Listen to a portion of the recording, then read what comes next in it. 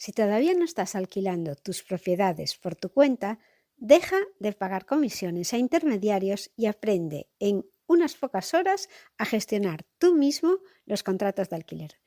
Te puedo ayudar en poco tiempo con el audiocurso para aprender a alquilar de forma rentable y sin riesgo. Apúntate a este audiocurso para aprender de forma práctica a alquilar sin riesgos en comoalquilar.com/curso. De todas formas, te dejo en las notas del programa el enlace. Y ahora ya pasamos al programa de hoy. Más comisiones, no más olvido. Las propiedades las puedes gestionar en solo horas. Te vamos a enseñar sin intermediarios, todo en tus manos. Deja de pagar, aprende tú mismo. Contratos de alquiler, ya no habrá problemas, te podemos ayudar. La mayoría de las personas trabajan para vivir y si tienen unos ingresos superiores a sus gastos, consiguen ahorrar. Esto es importante porque sin ahorros uno no puede ni debe tratar de invertir. Así pues, el primer paso para cualquier inversor potencial es el buen manejo de sus finanzas personales. Antes de pensar en invertir, debes tener claro que debemos tener una actitud proactiva con el deseo de querer progresar y aumentar nuestros ingresos a lo largo de nuestra vida. Si entramos en el conformismo, bueno, es que gano solo esto, es que yo ya no puedo hacer más, así difícilmente podremos lograr cierta independencia financiera. Tú eres la suma de tus hábitos y has de conseguir tener unos hábitos que te favorezcan. ¿Crees que tienes buenos hábitos? ¿Tienes tu vida bajo control? Los hábitos son los pilares sobre los que tu vida descansa. Si tienes buenos hábitos, tu vida será muy sólida. Si tienes malos hábitos, tu vida se tambalea constantemente. Cuando hablamos de hábitos financieros, el primer hábito que debes desarrollar es el del ahorro.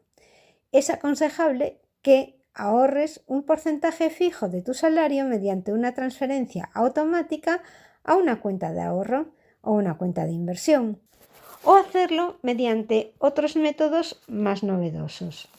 Podrías comprar fondos de inversión, podrías hacer otros tipos de inversiones que te estuviesen además rentabilizando ese dinero que vas ahorrando. De esta forma nos acostumbraremos a vivir con el dinero restante después de separar eso para ahorrar y así con ese ahorro podemos utilizarlo después para invertir. Esto no nos va a costar casi esfuerzo si creamos ese hábito. Es decir, primero ahorra y aprende a vivir con lo que te queda. El 80% de la población lo suele hacer al revés. Por eso yo te aconsejo que intentes ahorrar siempre un 20% o un poco más de tu salario. De esta forma vas a ahorrar más cuanto más ganes y no entrarás en el mal hábito de gastar proporcionalmente más a medida que vayas aumentando tus ingresos. El hábito del ahorro es más importante de lo que puedes imaginar, ya que es indicativo de disciplina y autocontrol, cualidades que son indispensables para tener una vida plena en todas las esferas de la vida. No pospongas este momento del ahorro, empieza cuanto antes, desde joven, independientemente del dinero que ingreses. Tu futuro lo va a agradecer. Aunque el hábito del ahorro es esencial, lo cierto es que no es más que el principio de un modo de vida. Una vez que somos capaces de ahorrar de forma regular, tenemos que plantearnos qué hacer con esos ahorros. Generalmente las personas más aversas al riesgo no hacen nada. Este perfil de gente piensa que esa es la mejor forma de proteger sus ahorros, de proteger su dinero y que les va a permitir de esta manera dormir tranquilos cada noche. Es una opción totalmente legítima, pero financieramente hablando es una opción poco interesante. ¿Por qué solo ahorrar es una estrategia perdedora? Tristemente el dinero que se queda en el banco pierde valor real cada año por culpa de la inflación. Los intereses que te dan en el banco por ese dinero son mucho menores del valor que va perdiendo. La inflación actúa como un impuesto invisible, ya que, aunque en la cuenta bancaria veamos el mismo dinero año tras año, esos euros no nos permiten comprar tantos bienes o servicios como años anteriores. En España la inflación se mide a través del IPC y aunque no refleja la verdadera inflación, proporciona una idea aproximada de la subida o bajada de precios.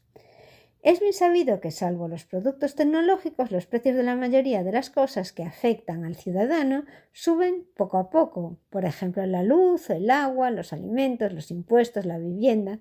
Históricamente los bancos ofrecían productos sin riesgo que ofrecían cierta rentabilidad, pero esto ha cambiado debido a las políticas de los bancos centrales desde hace unos cuantos años. La actual situación de tipos de interés tiene como consecuencia que nuestros ahorros en el banco pierdan de media y, según datos recientes, alrededor de un 2% del valor año tras año. El tipo de interés que pagan los bancos es muy bajo. Ahora mismo la inflación es algo superior debido al periodo estacionario que estamos viviendo, después de haber pasado por un largo periodo deflacionario. Sin embargo, asumiremos que la inflación volverá a ser el 2% para los cálculos que vamos a realizar.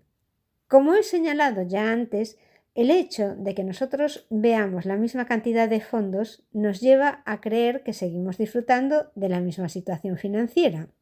Sin embargo, si lo que tenemos en cuenta es el verdadero poder adquisitivo, nuestro dinero vale un 2% menos. La inflación puede empobrecerte sin que te des cuenta. Por ejemplo, mis abuelos eran muy conservadores para su nivel económico y con una mentalidad inversora podrían haber sido ricos. Sin embargo, sus ahorros se los comió la inflación, dada la escasa cultura financiera que había en aquella época y esa mentalidad conservadora que se desarrolló después de una guerra y durante la posguerra.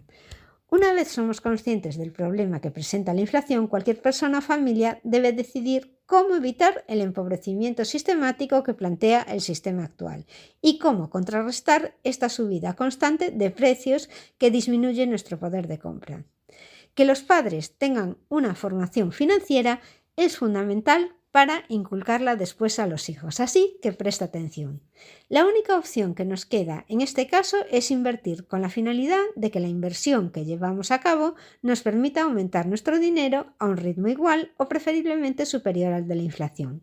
Así pues, en estos tiempos, asumiendo una inflación del 2%, una rentabilidad del 2% anual, nos va a permitir conservar nuestro poder adquisitivo. Cualquier rentabilidad superior aumentaría nuestro poder adquisitivo. Y si lográsemos un 6% todos los años y la inflación fuese de un 2%, diríamos que habríamos obtenido una rentabilidad nominal del 6%, pero lo cierto es que la rentabilidad real sería solo de un 4%, que sería esa diferencia entre el 6 y el 2%. Y esta última es la cifra que realmente debe importarnos. Así pues, todo es relativo. En periodos de mayor inflación deberemos obtener mayor rentabilidad nominal si queremos mantenernos a flote. Si, como ocurre actualmente, la inflación se sitúa alrededor del 2 o un poco mayor o menor, la rentabilidad del 4%, que históricamente se considera baja, sería más que suficiente para mejorar nuestro bienestar. En síntesis, invertiremos para ganar la batalla a la inflación y aumentar así nuestro poder adquisitivo año tras año con la finalidad de conseguir un mayor estado de bienestar en años futuros. El sistema necesita inflación. Crear inflación representa uno de los principales quebraderos de cabeza de los bancos centrales. ¿Pero por qué se esfuerzan tanto en conseguir que haya esta inflación? Por un lado, cuando existen expectativas de que los precios suban, los ciudadanos tienen mayor predisposición a consumir en el presente, ya que esperan que en el futuro los bienes y servicios sean más caros. Como ya sabrás, el consumo de bienes y servicios es necesario y afecta positivamente al crecimiento de un país.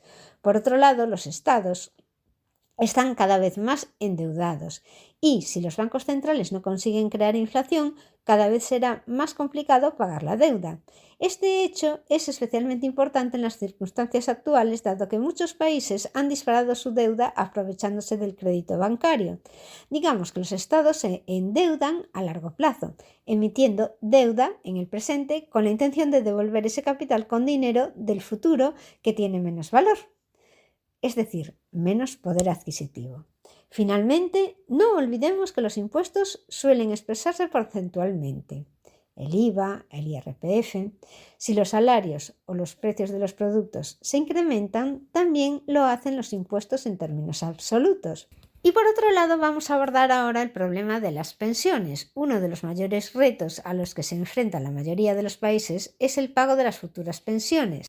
En España esta situación es especialmente preocupante dado que la mayoría de las personas depende de ellas para subsistir. Si las pensiones dejan de actualizarse conforme al IPC, lo cual parece probable, existirá un gran problema en forma de pérdida de poder adquisitivo.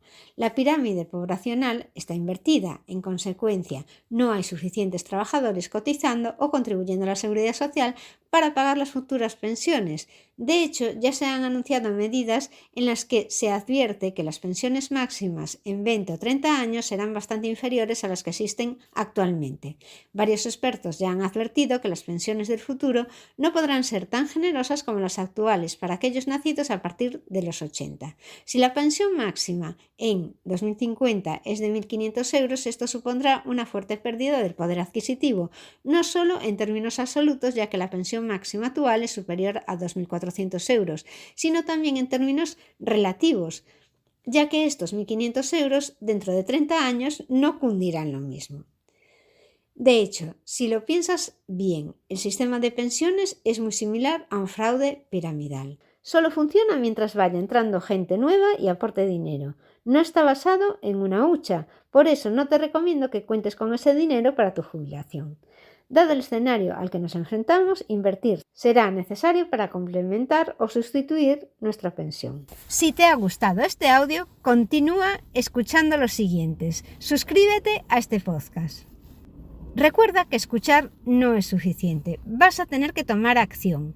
Si quieres que tu vida dé un vuelco a mejor, tienes que establecer una estrategia y plantear cómo vas a hacer para conseguir que al final de tu vida laboral puedas tener un sueldo, unos ingresos que te permitan mantener el nivel de vida.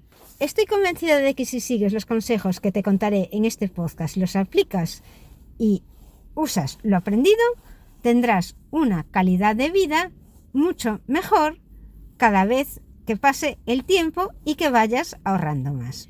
Y hasta aquí el programa de hoy. Recuerda que tú también puedes alquilar tus propiedades sin riesgos de impago. Solo tienes que hacer el audiocurso para aprender de forma práctica a alquilar sin intermediarios. Te llevará solo unas pocas horas y lo podrás aplicar para siempre. Comoalquilar.com/curso. Te dejo el enlace en las notas del programa. ¿Qué vas a conseguir con este curso? Evitarás pagar comisiones a las inmobiliarias por alquilar tu propiedad, podrás seleccionar tú mismo a tu futuro inquilino de forma rápida y gratuita. Es un curso además en formato audio, con material descargable para que no pierdas el tiempo mientras te formas. Vas a recibir los documentos necesarios para formalizar el contrato. Aprenderás cómo evitar los impagos y los inquilinos morosos. Te muestro en este curso de forma práctica todos los pasos que yo sigo para alquilar una vivienda. Al registrarte, pasas a formar parte de nuestra comunidad de propietarios que alquilan pisos. Y por último, y lo mejor, estaré disponible para los alumnos del curso en el correo electrónico durante los 3 primeros meses desde la fecha de registro. Hasta el próximo día. No más olvido.